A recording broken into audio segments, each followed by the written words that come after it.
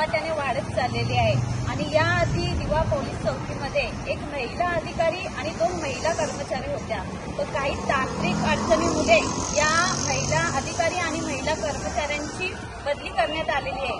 कालचीच घटना घडलेली आहे आणि कुठेतरी दिवा शहराची कायदा सुव्यवस्थेवर प्रश्न निर्माण झालेला आहे. काल बेडेकर नगर या भागामध्ये एका महिलेवर आणि तिच्या संपूर्ण कुटुंबावर एका अज्ञात फेरीवाल्याकडनं चाकूने जीव घेणा हल्ला करण्याचा प्रयत्न करण्यात आलेला आहे. अशा वेळेला तिथे महिला अधिकारी किंवा महिला कर्मचारी असणे हे गरजेचे आहे.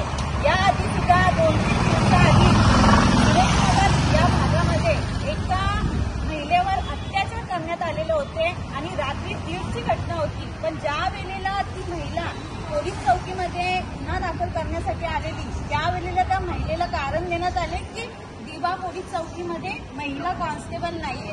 तर रात्री अपरात्री जेव्हा या अशी गुन्हे घडतात त्यावेळेला महिला अधिकारी या पोलीस चौकीमध्ये असणे गरजेचेच आहे. आणि आज आपण बघायला गेलो दिवा शहरामध्ये अनेक असे गुन्हे घडत असतात. त्यावेळेला महिला ही महिलांशी त्यांचे प्रश्न व्यवस्थितपणे मांडू शकेल. म्हणून माझी आज पोलीस प्रशासनाकडे विनंती आहे, त्याचबरोबर पोलीस आयुक्तांना विनंती आहे की त्यांनी तत्काळ दिवा शहरासाठी महिला अधिकारी आणि महिला कर्मचाऱ्यांची नियुक्ती करण्यात यावी. ही मागणी आम्ही भारतीय जनता पार्टीच्या वतीने आज येथे करत आहोत. धन्यवाद.